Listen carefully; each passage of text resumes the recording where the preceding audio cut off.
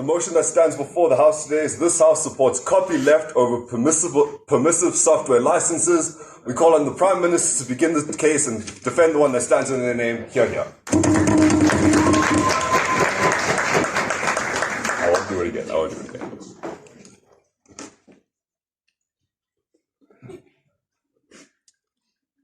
Okay, can I start? Okay, I'll be starting in 3, 2, 1. Panel, let's get into some characterization of like what software licenses are and like what they're used for before we get into what we think this debate is about, because yeah, it happens. Let's talk about software licensing. It is important to realize that we're not talking about software like a license in general. It's basically like the right to use like specific software that has been created, right? So like when you talk about software, we're talking about like any like collection of like programs that you're going to get in like a computer or like a phone or like like anything, basically like anything that is considered hardware. And basically that software allows the hardware to do its operations, right? So like for when you want a specific function and you want a specific result, then like the software is what like enables it to happen. Like it isn't just like a click, like there's a lot of internal things that are happening that allow for you to get that type of output, right? This tells us firstly that like when we're looking at like software licensing in general, we're literally talking about like I guess like the protection of like something that is like I guess internal, right? Like within a computer that allows it then to like function, right? This then means that the purpose of it in general is for us to protect intellectual property, right? So to protect the like to protect like the code that has been created that allows the software to then like instruct the computer to do what it needs to do when you click on something, right? Now let's get into like what this debate is about and like how the panel should weigh it, right? In this debate, the team that wins this debate is one that is firstly able to prove like who's best for like the distribution and the use of software, right? That is to say that like as a house, we ought to see, well, like when we're looking at copyleft or like permissive like the other one, like what we ought to evaluate is like whether it allows you to like distribute software like better.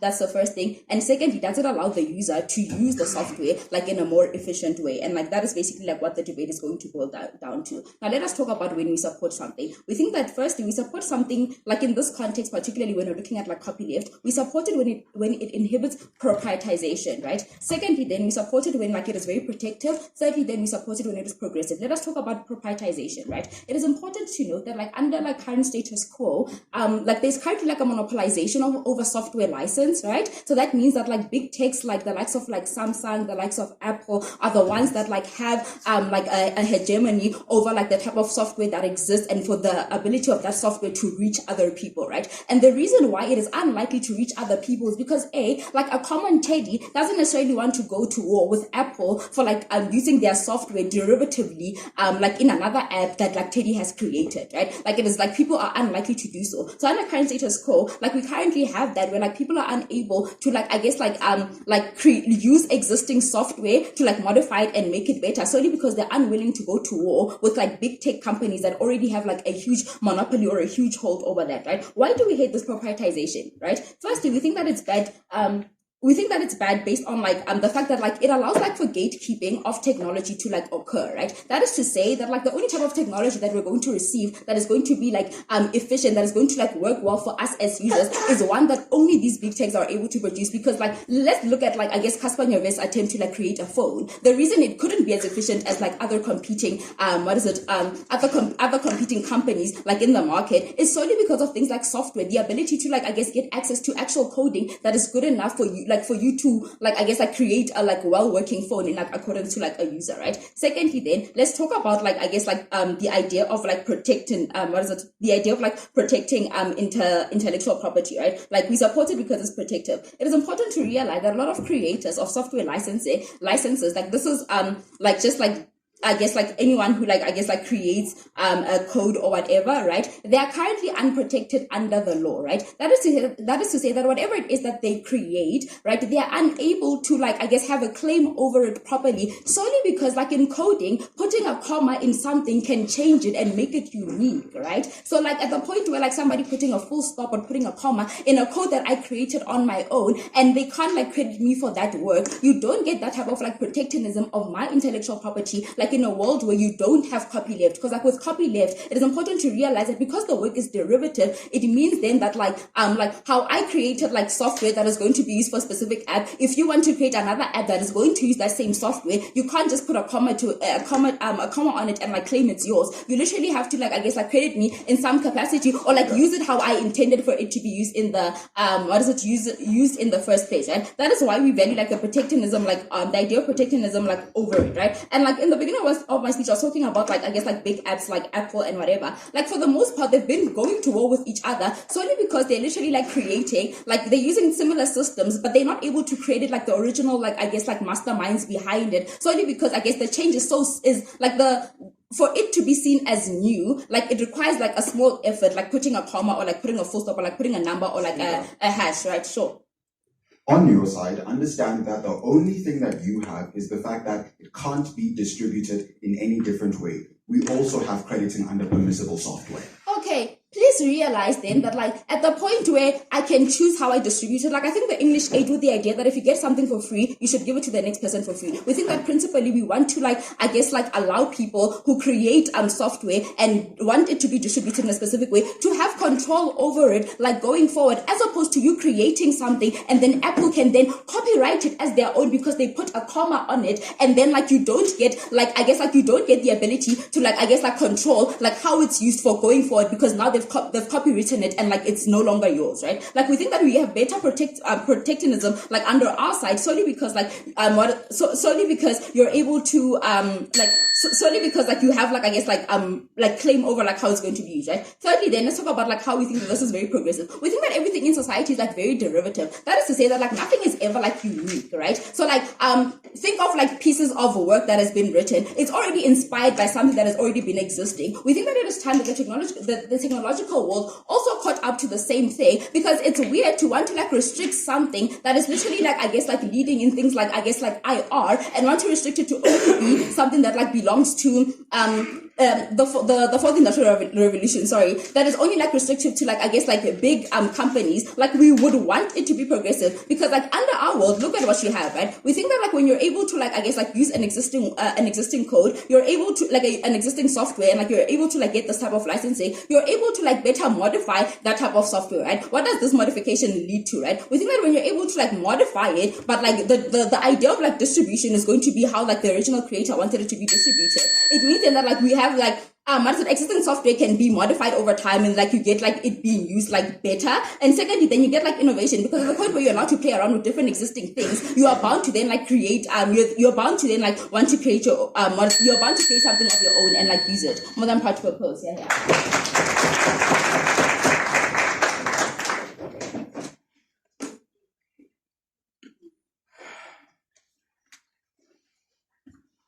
House thanks that speaker. We call on the leader of the opposition to begin their case. Here.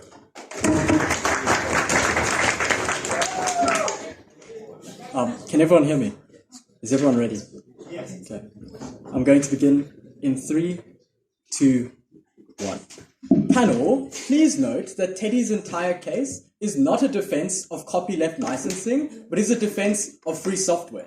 We think that the benefits accrued on Teddy's side are totally about only just saying that, hey, giving a product to somebody for free so that they can work on it is useful. We think that exists on our side, and we think it exists better, and I'm going to elaborate on that. We think also that when Teddy comes here and she tries to gaslight us into believing that they only get the, benefits of licensing on her side, that she's lost this debate. We think that on our side, what we're defending is a permissible license over a copyleft license. This is to say then that what is packed into the idea of a permissible license is the idea that the original creator of this work is still credited. We think that is a form of license, right? We think that licensing isn't to say then that the original creator is just going to be completely shafted, but rather is to say that the derivative work belongs to the current manufacturer. And that is where the delta is. The delta isn't about how the original creator didn't create the original software. But now I'm going to get onto that, right? So in terms of protecting intellectual property, they've already failed.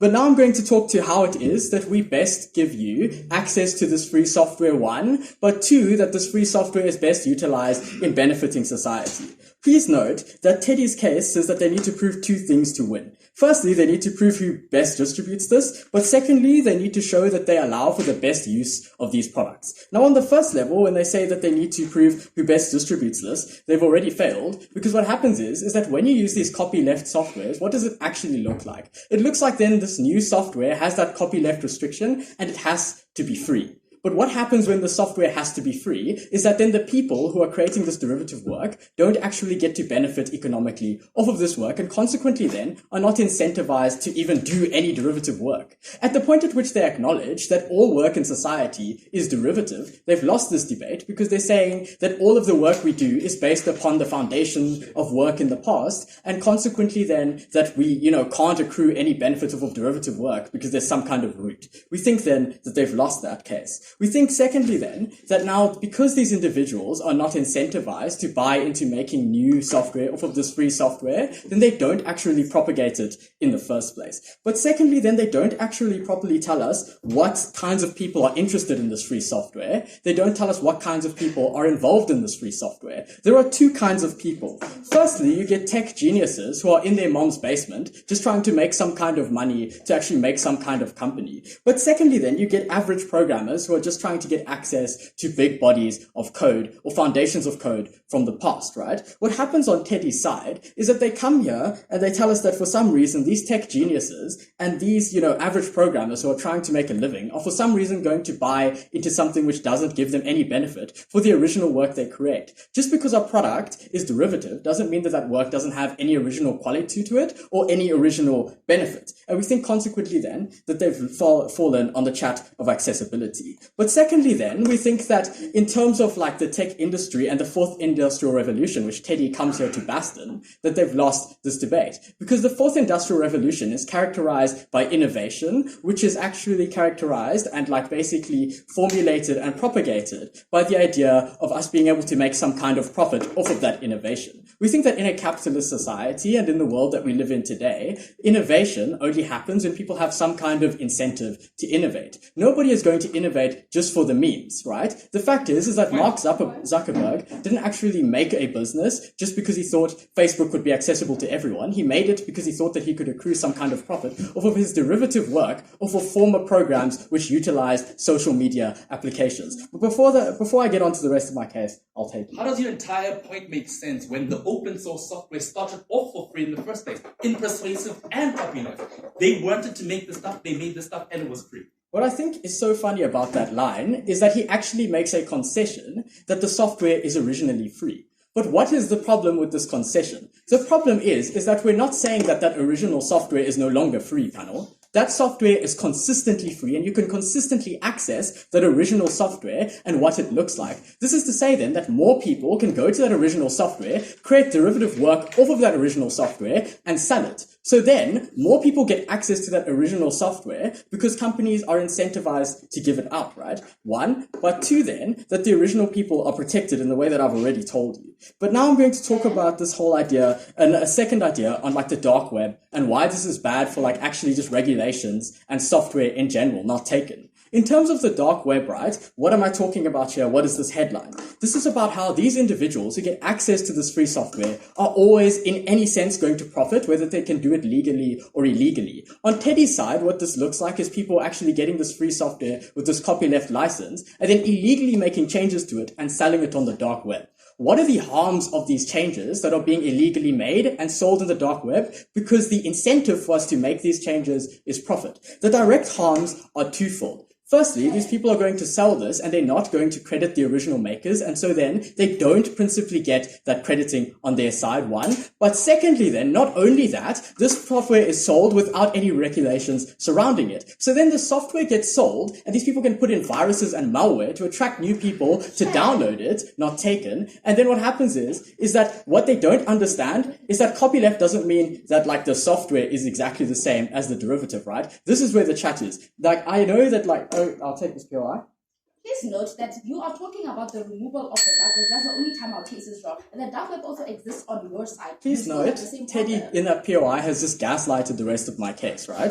The whole thing of like the dark web is just a secondary harm which I'm telling you about. What happens here in the dark web is that these viruses and this chat is that the software isn't the same. And I think that's the main conflation on their side, is that they don't understand what software looks like. They think that a copyleft license means copying software. It doesn't. It's a copy of the license. The software is derivative and the software is still different. What essentially happens here on our side is that then we protect the original software, right? One, which I've shown you because that license is preserved, because people are still incentivized to preserve it. But two, in the instance where like they want to accrue profit, they can. So then what happens is that we incentivize people to develop in the tech industry and we incentivize people to make money there. But my second speaker is going to elaborate how we're actually best for vulnerable actors on the ground who are trying to accrue some kind of benefit out of free software, because these people don't have access to the software in these big companies other than in the sets. But consequently then, I've shown you why we're better for access and why we prove all of Teddy's burdens better than her and why we should then win this debate.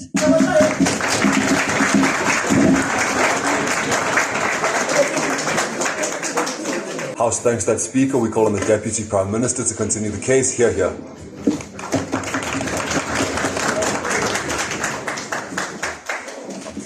I'll begin my speech in 3, 2, 1.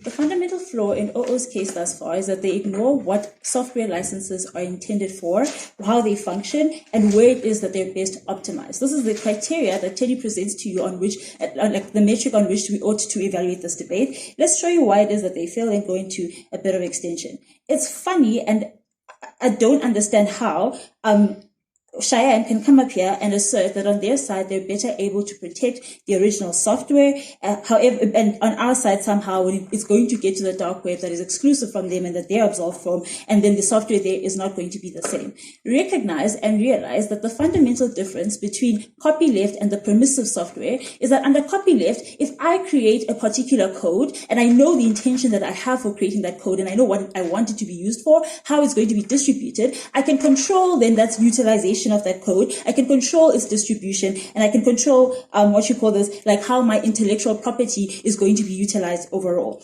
Under permissive, there are minimal restrictions, and this is the key part that they ignore in the info slide I'll take you later. This is the key part, is that there's minimal restriction on the use, modification, and distribution of this particular software. I.e., that particular software, for whatever it was intended for, is no longer of any value at the point in which then it's no longer the same, and that is what it looks like under their side of the house. Note that in our world, if Cheyenne is going to say that it's going to look like that when it ends up on the dark web, we think that that's something that is mutually inexclusive, because even on their side of the house, when they are freely allowing people to be manipulating and modifying the software and no longer having to credit like the original creators of the software, there's no delta in the debate, then we wouldn't be having a chat at all. I don't see how that is something that they are absolved from in this particular debate. Secondly, we think that the fundamental reason then why it becomes important for us to engage what software licenses are created for and what their intention is simply because they're not about then like any form of like external factor or external benefit that like is devoid from talking about the original creators, the publishers, etc. Right? We think that the reason why copyleft is particularly important is because it's able to mitigate all of the harms that come from the misuse and the misdistribution of software and of software that has been created. We think that this is where then is like particularly best for innovation, and Teddy tells you this extensively, because then we mitigate then the misuse and the changing of the conditions of that software. How is this something that is important? Again, this is something that we were given already in the info slide. I didn't think that we'd have to talk about it again during the debate, because it says that if you create a particular license, right, in its utilization and in terms and conditions of how it is distributed, you're able to specify then like things such as, for example, the crediting of the original creator. You're able to specify then whether or not it should continue be like freely shareable, or the next person can decide that they no longer want to share it freely. Note that this fundamentally stifles innovation at the point in which that I can take a code that's already been created, put in one full stop, and then copyright it so that no one else can build upon or like utilize that code ever again. This is the reality that exists under permissive software, and this is what is actively mitigated when we have copyleft that is able to protect the software from these types of manipulation and from this type of plagiarism that then monopolizes and proprietizes the software and innovation. And this is why Teddy's speech is particularly important. Before I move on, I will take closing. Please engage with the majority of the context in this situation. Majority of the time, this is used as a springboard to create completely different products. No one puts an inverted comma and then they call it a day. Cute. But note again, if there's already concession from both sides of the house previously, that all work is at some point or another going to be derivative from work that has previously existed, I don't think that it is realistic for you to claim that there's going to be some brand new innovation that's going to happen that's not going to come as a result of changing of a particular key or what you call this key or note on this particular code. I don't see where that delta exists. And even in that even in that so-called majority of instances, we think that we're still better able to protect even then those innovative ideas that you're talking about on our side at the point in which the original creators, the publishers, and the rights holders are able to dictate its use and distribution. Cool. Let's move on then to the third and last idea. This is on the straw man that they propose to us, that they say the entirety of Teddy's speech is on the idea that people can access free software and it exists on their side. Note that this is not the entirety of our case. In fact, this is very far from what the case is or what the debate is about. The debate, very simply, is about where we can best utilize software licenses specifically designed for the protection and use of distribution of software. Note, you can claim sure that on either side free software is going to exist. On your side, though, there's the harm of the fact that that free software can be taken and manipulated and then gate-kept from other people being able to take and manipulate it or build upon it or utilize it for even its own intended purposes. This is a harm that is exclusive then to the opposition side. Lastly, they talk about then accessibility for programmers and tech geniuses that are just trying to make a living out of their mother's basement or whatever. Note that even these same tech geniuses and minute programmers that you talk about are the people that we are actively trying to protect, and those are the people that Teddy tells you extensively get exploited by big tech companies, because under permissive software, big tech companies can simply take your creation of an app or whatever form of software that you've designed, and they change one tiny detail about it, and they then go and copyleft or copyright or whatever the fuck they do to it, and then you are no longer able to utilize that same software that you designed yourself. This is the reality of permissive software licenses, and this is what we think that then actively harms those same individuals that suddenly comes up and claims that they're trying to protect, the people who don't have the capability to fight against these big tech companies who have all of the means and resources to actively do this. Before time, I'll take one last point. Under form of all kinds of tech licenses, you can't just change somebody's product and brand it as yours. Please account for that. That is very weird then, because according to the info slide, that is exactly what you're able to do. That is what modification of software is, according to the info slide. If that's not what it is in real life, I can't debate outside of that scope, and it's particularly weird. But even in that particular regard then, you still don't cater for any form of protection then, under any metric on your side of the house, at the moment in which there's free permissibility for you to change and modify software with minimal restrictions that can be implemented by the original creators, etc., etc., etc. So then let's go into last little bit of extension before I then conclude. The rest of my matter will be integrated in this. One main piece then of extension to this particular idea is going to be on the point on how the stifling and gatekeeping of knowledge, information, and technological advances happens in a way that promotes plagiarism. I think I've already talked about extensively how this is in essence, plagiarization of people's original work. And under this particular metric of permissive software licenses, we're unable to protect the most vulnerable people that are vulnerable to big tech companies that can simply willy-nilly copyright their own works, even though they are not original. If you want to stand for people and these small tech geniuses, then you stand with OG.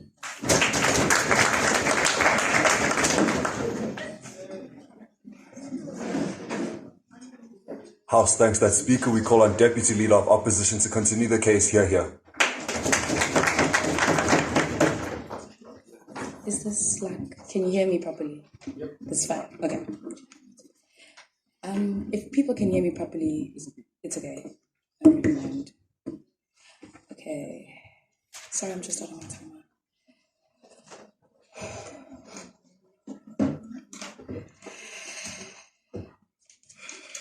Sorry, I'm breathing so loudly. Okay.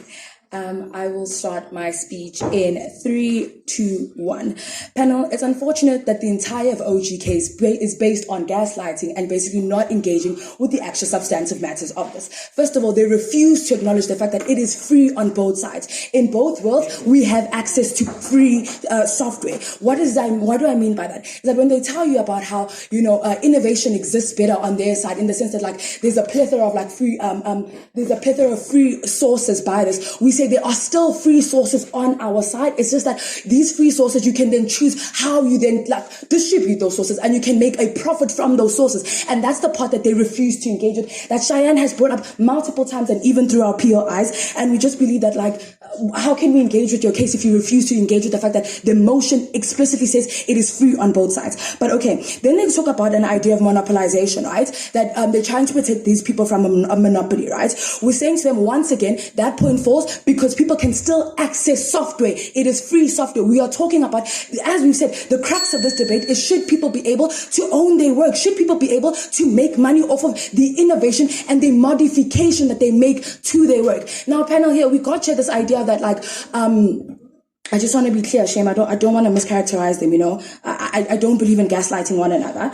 But we get this idea. No, thank you. We get this idea that basically, it was weird that when you have a license, I guess that you don't have to change somebody's work. If I'm understanding it correctly, that she refuses to exist in a world where modification means actually changing real software, making a change. Where in her world, modification is the same thing as basically rebranding, right? So rebrand, we want to distinct and say rebranding is me taking your work and just calling it a different thing and maybe adding a picture of a dog there instead of a picture of a cat. No, thank you. Whereas modification means that there actually needs to be change to something, right? There needs to be a change of the way it's structured, and we think that this is something that they refuse to acknowledge, which is why when there are points of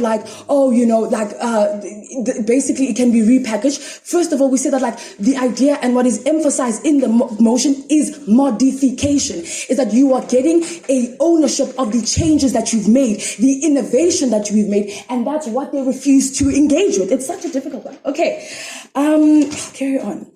But then we go onto the idea of that you're protecting intellectual property as if their side is the only side that protects that. First of all, once again, we say that in this idea, someone can still say, just make sure that you put there that you got my idea, right? So the idea of a permissive, guys, I don't want to miscall it, but the idea that we're trying to represent, right, is that there still is a level of restriction, and it's a level of restriction that basically caters to your fundamental principles that you believe in, right? So if you believe in that your name must still be mentioned there, you can say, you can use my software as long as my name is still mentioned there. So there can still be the protection and the acknowledgement of your property rights, well? And also, if we're talking then about property or intellectual property rights, then I don't understand how on their side, right, we're talking about how people can still modify these things, but okay, I think let me try and explain it in the best way, giving them the best case scenario, right? But the idea of, no thank you, that they want to protect individual property, right? But they're also calling that everything must be the exact same, right? And we're saying that protecting individual property, right, is saying that my idea exists the way it exists, and the only way to do that is that you must then change that idea for that idea to be credited, right? In their model, it's basically the reproduction of the same kind of distribution made, no thank you, same kind of distribution made, or ideas, same kind of principle that I underlines an app, which we say is an infringement of property rights if you think of it. Because if my initial idea was that I wanted to be open source in the sense of an education app, I'll take your next one. I wanted to be an education app where people can read it, then it's still your idea if I still have to repackage it like that. We say in our way your property rights is protected. Why? Because it changes the idea. Okay. Time, my sister, time. Then they speak about the idea that there's no longer value in our case, right? That if you completely change the case, if you completely change this modification, there's no longer value in it. They've made multiple concessions throughout the entire speech. In some points you change it, the value is changed. In other points the value isn't changed. We're saying to you that there is value, in fact, in this incentivization. There is value in changing it. Why? Because the change brings innovation, which we have proved on our side by our first speaker. Okay. And then the idea of gatekeeping, once again, we've proven that it doesn't work. Oh, lying. It doesn't work because, once again, these things are free and then people still have access to it. Now onto my substantive matter, just to extend my case and close it off. But before go. As an example, do you think it's principally legitimate for fashion brands to use Ndebele artwork and charge for them? Do I think it's principally, okay. First of all, I think these two are two separately different things, right? Undeveloped people consenting for this thing to be free in its beginning, right? In here, we're understanding that these people have consented for it to be free. These undeveloped people have not consented for their culture, so we don't think that example is relevant because it doesn't have the same principle line. Moving on, right? We're going to talk about the most vulnerable actor, which here that our Cheyenne highlighted is the person who, first of all, needs this to sustain their livelihood, right? But also I'm going to talk about society at large as an actor. But to talk about this person, I say we need to envision that the fact that there are people in this world who are accessing the software sphere because they see the software sphere, because they see the amount of potential and the amount of wealth that there is in that. They see this as an opportunity to grow themselves. They see this as an opportunity to step out of boundaries and barriers of wealth, right? But when we say to them that, like, obviously you don't have as much expertise as like the normal average day person, so you kind of need a baseline to go for. So yes, we think it should be free for this baseline, but then once you learn and you modify, you can benefit from this, you can protect yourself, and that's what we want. But on society as large, right, we say that it's most important to have this because why? We've proven to you that we have an incentive for innovation in the fact of profit. But why is innovation important for society? Well, because I say to you, society's issues get bigger and bigger and bigger, and we realize that technology and industry has been able to combat things in the way human beings haven't been. What do I mean by this? AI has been able to, fill the gap where human beings haven't been. And when we allow for innovation and access of this AI, we'll be able to actually address issues like the fact that we don't have enough teachers in public schools. We can get that innovation and we can get that access to people. Then I want to talk about the idea that when you are limiting something, it's a legal principle that, right, when you limit something, that you need to try to go for the least restrictive means possible, right, while still achieving its principle. So we say that is exactly what our side does, right, that we achieve the principle of the fact that, first of all, that you can still hold there's still freedom of access, right? But then it's least restrictive in that it restricts the party who can get the most amount of harms the least, So it's a way, our way, it still allows for the principle of the original to exist while being least restrictive. Thank you.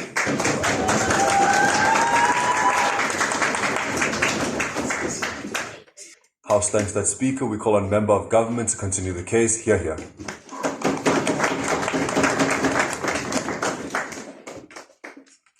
If I create a free open source software, that is like a software whose code is available, if I create a free open source software, what this debate says, if we choose copyleft licensing, we allow you to make changes, not change what the software does, not change what the software exists as, but make some kind of change to the way software functions. Coding is very specific. If you change the way a code functions, you change it with the way the program is and what the program is intended to do. If you choose permissive licensing, you're saying you receive the initial open source code, and what you do, you make changes. The further distribution of this software is dependent on you. That is to say, you can choose to sell it if you want to. You can choose to not sell it if you want to. Essentially, the chat then in this debate is about who is right. Should we allow these people to sell these softwares? Should they choose to, or should we have these people keep these softwares the way they are and the way they've been intended to do? I'm going to show you on closing specifically why we are able to do a couple of things. One, we are able I'm going to discuss the intention behind the creation of free software, and why the licensing shouldn't limit the intention of the original creators. Secondly, we need to look at the communities these kinds of software is intended for. This is not software that is intended for people that sit in the mother's basements and use software in those specific instances. There's a very specific sort of demographic that needs to be able to access this software. And then 3, how you are able to potentially limit after creating, how you are able to potentially limit talent after creating derivatives that need to be sold. Specifically, what we hear from opening opposition is that, one, when you create derivative works, you have basically inserted your own kind of ideas into that software, and as a result, you should be allowed to sell it. We tell you, ladies and gentlemen, when you create derivatives, you create improvements on original concepts. So you're not rewriting a software. You're just saying, okay, cool, this education program looks like A, B, C, D. What we want to then have it do is be better the way it functions. I'm going to directly respond to this when I speak on my positive meta. Secondly, they say on this side, if we pay these people, we encourage innovation because people are generally profit driven. We're going to tell you this is not the intention of these kinds of software in the first place. So specifically, why do people create softwares? The people that create free software, the people that create free software and then therefore insert licensing to it are people that just want to do it. Like it's a fun activity for them because they're really, really smart and they're not profit driven in the original intention behind the software that they create. Why does this matter, ladies and gentlemen? We think when you create a derivative, you still create a derivative based on the original idea of the software in the first place. You're not creating new ideas. You're not innovating anything in the first place. What you're just basically doing is that you're taking an already existent idea in society. You're just saying, we want to have it better. We want to have it look a bit different. Yeah. The idea that this openware software is only accessible for people who are doing it for fun. Do you not think this is exclusionary for groups that cannot afford to do this? And our model guarantees that access. Wait, you did not understand. The people that create open source software don't create it because they're looking to benefit monetarily from these software. What they're trying to do, they're creating it so that they are able to have the people that need to access it in the first place. So the intention behind creating free software is access to the people that need access in the first place. You are taking away access if changes and modifications are sold. Specifically to my first idea of the communities that are intended for. I encourage you to think about reading programs in public libraries in South Africa. I encourage you to think about the computer centers in like poor communities where these new computer centers are installed and you start like installing these specific kinds of software. What they want is that if a child in that community says there's a problem with the usability of this software, there's a problem with how we achieve our goals with this software, and someone comes and says, look, I want to be able to improve this software, you're essentially saying whoever improves this software should then should have the leeway to sell this software specifically. The problem then is that you take away access from the people that need it the most, because the way it is created such that the people that wouldn't otherwise have access to these would get it. The people that are on the internet are able to steal software from the people on the dark web are able to steal software in the first place. They're able to create their own software in the first place. Tech giants are able to have like really, really smart people create software in the first place for whatever they need. So that's not the check. Specifically, what we then need to do is the intention behind this is that it limits the ability of the people that need it the most to access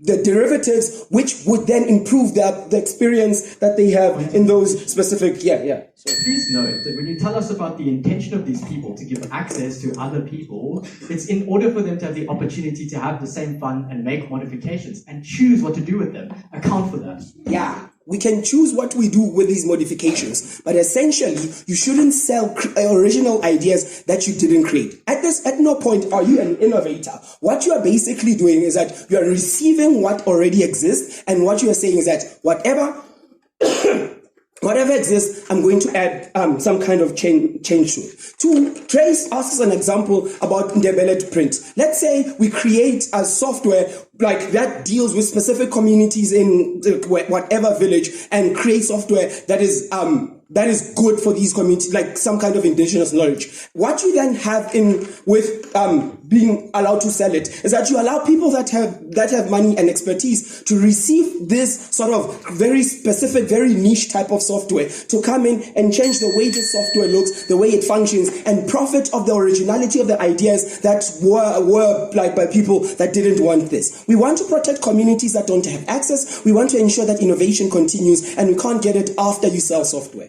Thank you.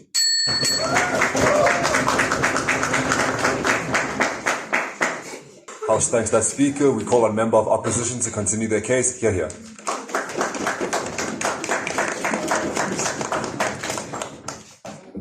starting in 3, 2, 1.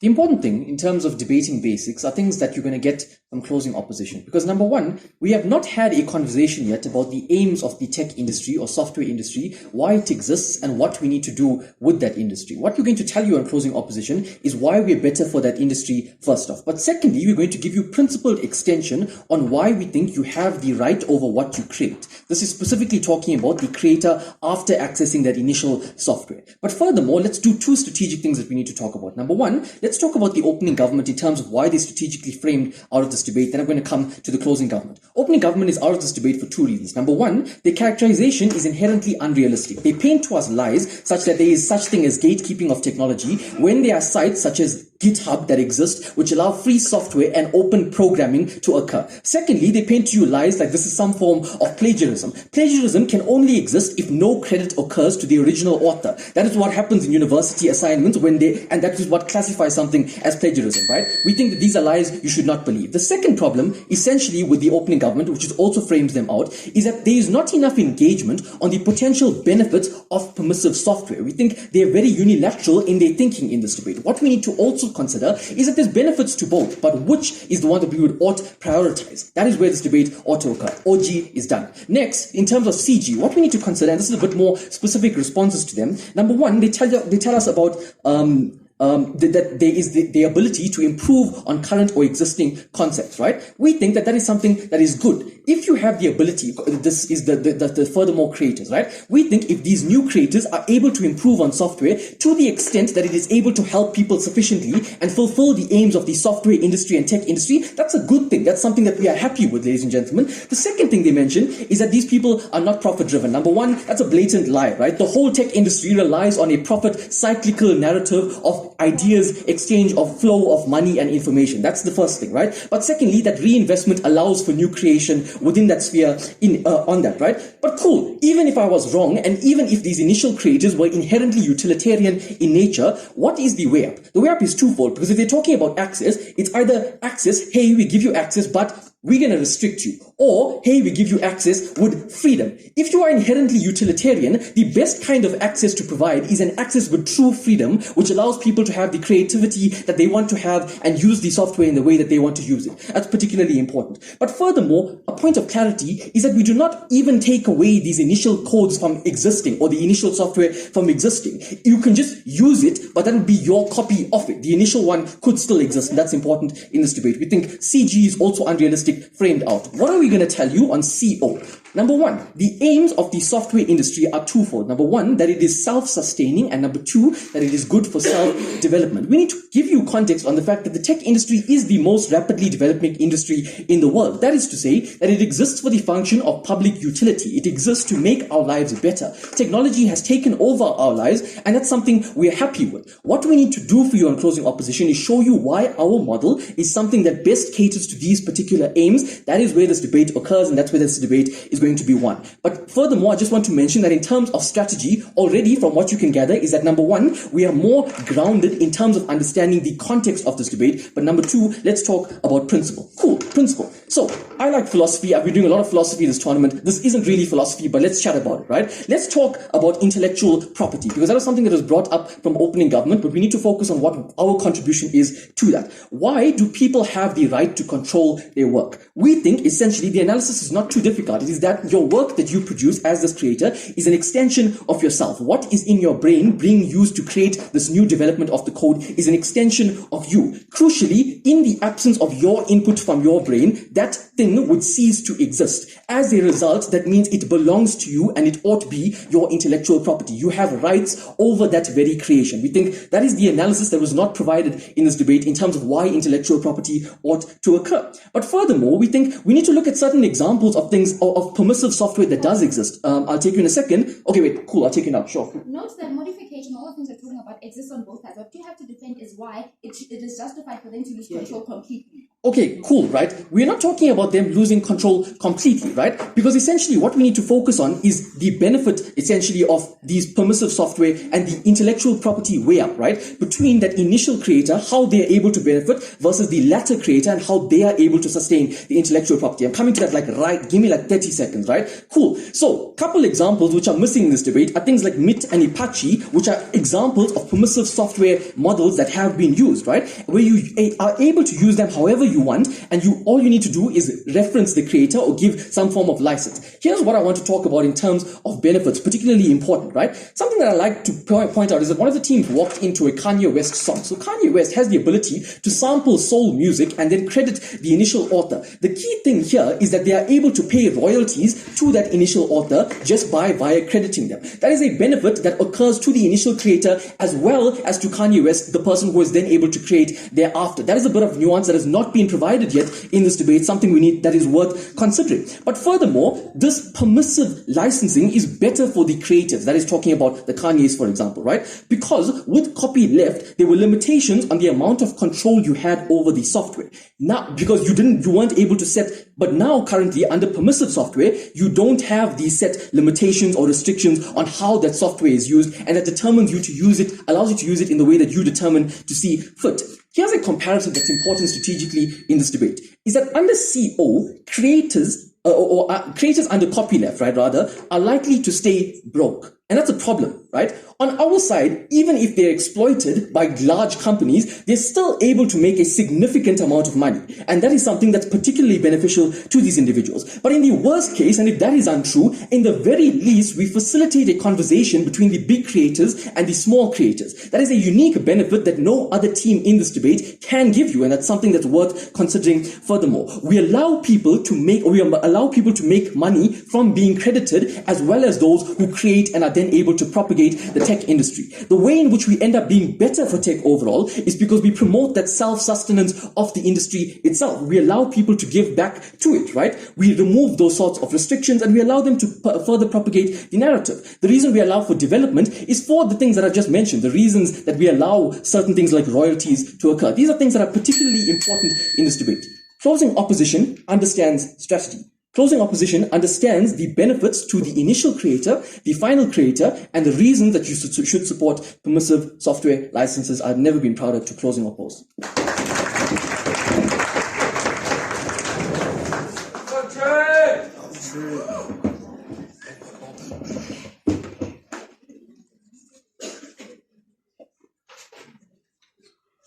House thanks that speaker. We call on Government Whip to conclude their case. Hear, hear.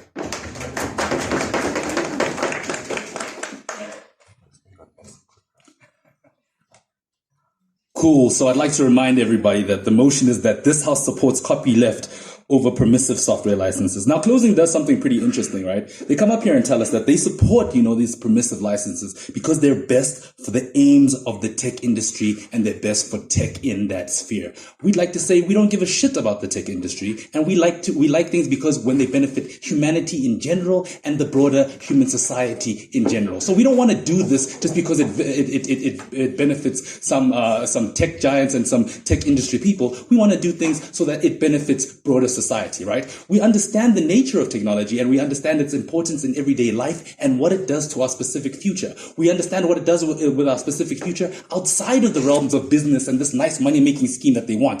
This is why we prefer copyleft, right? We want the fact that everybody has access to this and it can continue to generate and innovate over and above and on top of these things. We prefer the general good. We don't want specific things for industry. We don't want specific things for specific people. We want to be able to innovate and to make things available generally for people in general. Now, let me get into my positive matter. I'm just dealing with you now. Oh, come in. Okay, so first thing that we get from opening government, right?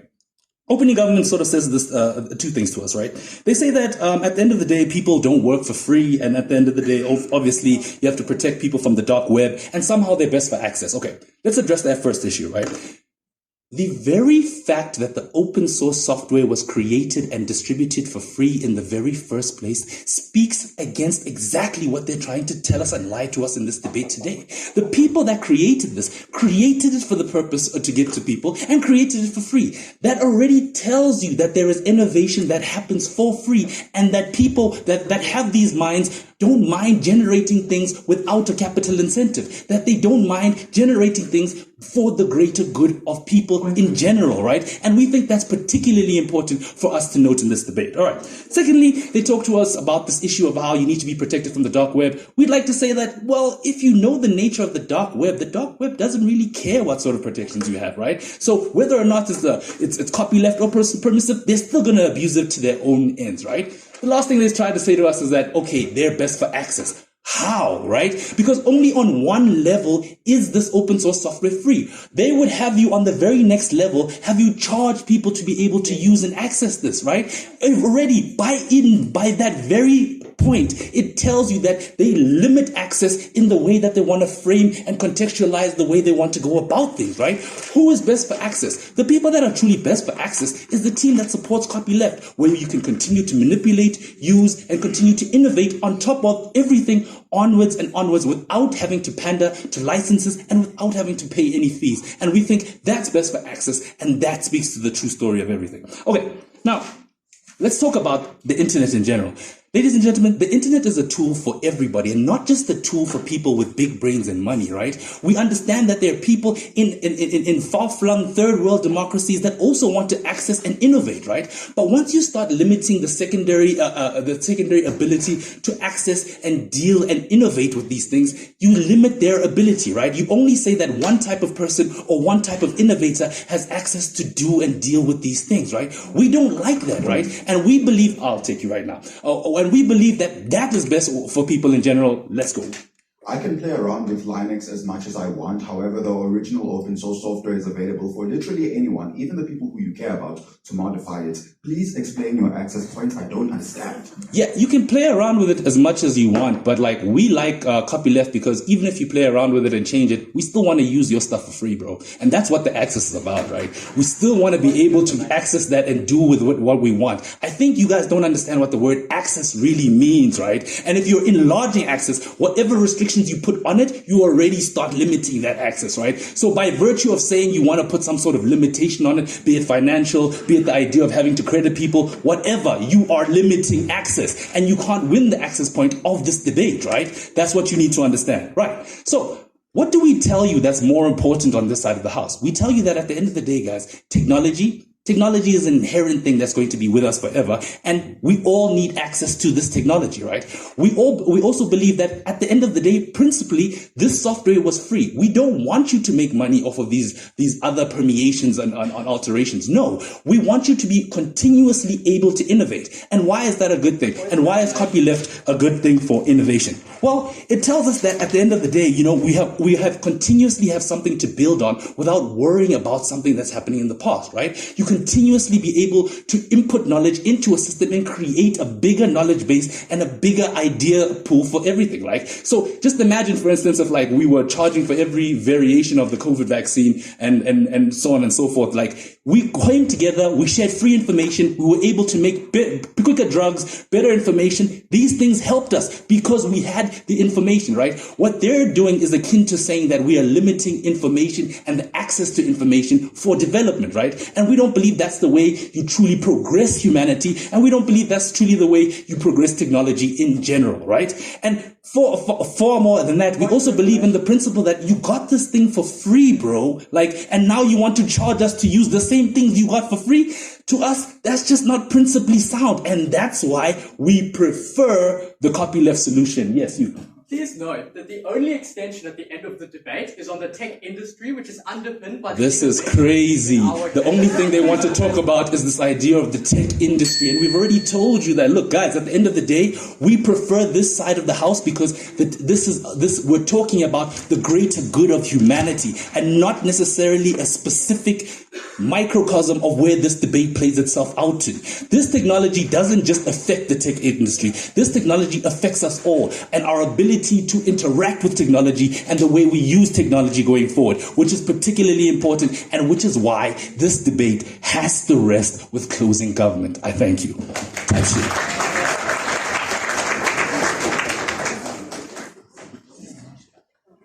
House thanks that speaker. We call on opposition whip to conclude the debates and Free State Open 2024. Here we go.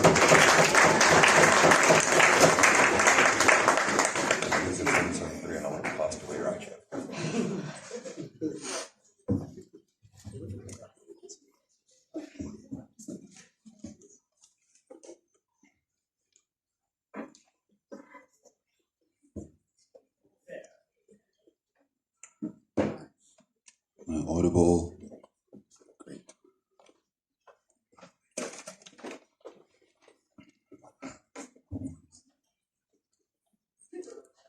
We want to use your stuff for free, bro, has to be one of the most ignorant lines I've heard all weekend, because the entirety of the CG case is operating on rhetoric that is devoid of reality. A platform like GitHub operates on distributed databases that cost millions of rands to maintain on a regular basis. All of these applications use large language learning models that also cost an exorbitant amount of money in order to operate on a regular basis. Wisden tells you something that is incredibly important. That is to say, in order for free access to exist, there has to be a cyclical fashion in the way in which the tech industry operates. That is to say, money has to be made to create the platforms for free creatives to do what they want to do. We have always conceded that the tech industry has its own incentives, but in addition to a lot of its own incentives, the very purpose of tech is to benefit the people on the ground. The way we are able to benefit people on the ground is through allowing for this innovation that we've discussed underneath our side. We don't support the lack of realism that exists within the CG case. We don't think that they should win this debate.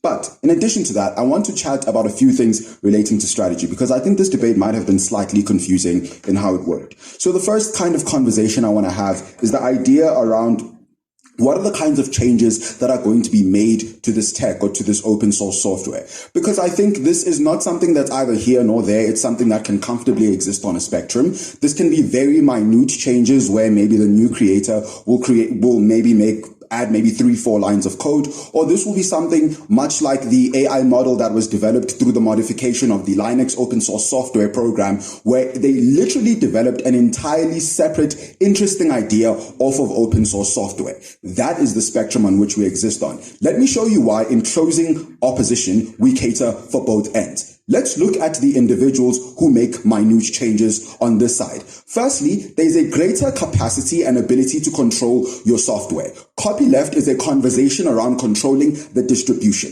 Permissible software is a conversation around controlling the permissions and the kinds of uses that you can utilize your software for. That is to say, you can even stipulate the ways in which these things can be used. That's number one. Number two, we think even in that scenario, you are more likely to accrue a reasonable amount of profit from other people using it to a very minute end and a very minute scale. So we think that there is derivable and derivative benefit that exists there. Second important thing that can possibly come from this is the idea that if there's an exorbitant change, which is something that we do believe is entirely possible, then in that scenario, Wisden's analysis becomes incredibly important, which is to say, at the point at which something simply would not exist in absentia of your intervention, it ought to be owned by you. You ought to dictate the terms by which it exists.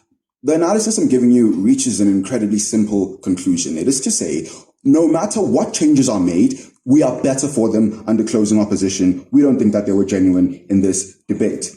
Second conversation we need to have here before we move to the general argumentation in this debate is the idea around why we think that a lot of the analysis we've given you is significantly more valuable than what came from our opening opposition, and it is in essence 3 very important things. Firstly, we think that a lot of the context that Wisden gives you is important because it grounds this debate in a very necessary reality where we are having discussions around how the tech industry operates and why permissible software is an intrinsic part of allowing for the innovation and catering for those very people on the ground that our closing opposition cares for, which is not something that's provided by our opening. Secondly, because we provide you with the principle of ownership, which is yet to be responded to in this debate.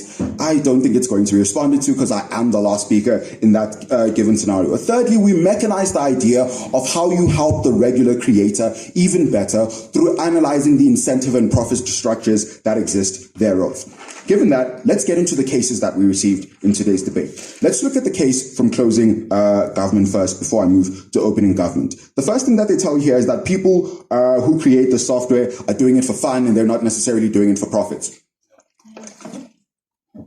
And there's something very important to be understood here. It is that the explanation lacks a significant amount of nuance. It can be simultaneously true that people are doing this for fun. It can also be simultaneously true that there are other people who are doing it for profit incentives. Let's look at the people who are doing it for the purpose of generating, who are doing it for fun. Firstly, money doesn't hurt. I do debating for free, but getting paid wouldn't be something that I would hate to get from debating, despite doing it for free, right? No, thank you. I'll take you in a bit. Second important thing here, if you are doing it for free, Wisden's response that goes untouched becomes important. If you are giving me the idea that these are altruistic individuals that care about access, then it is more likely that they're going to want to give it to people. Firstly, that we give them more control, but secondly, they're more likely to want to give it to people and allow people to think of it and create it in their own image, because you are describing them as an altruistic group of individuals. Yes.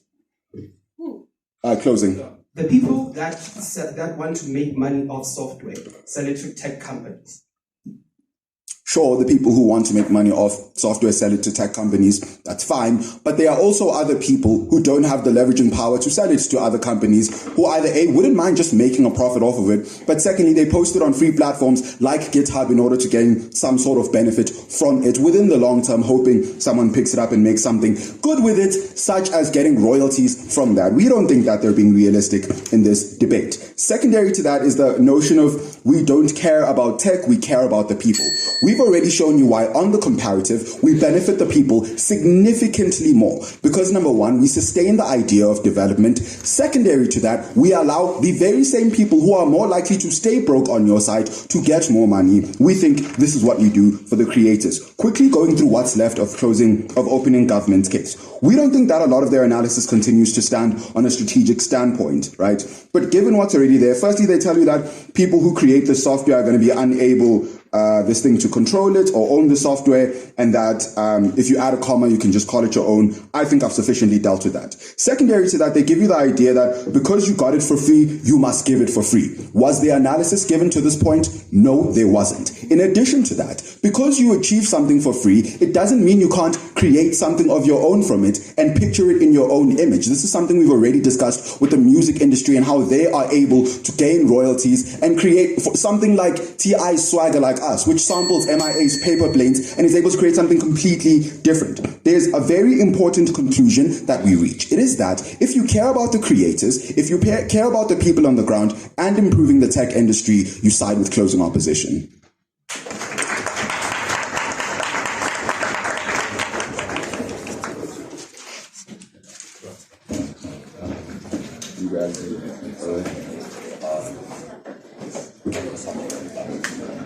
Thank you to the judges and to all teams. The judges will move to a venue now to deliberate.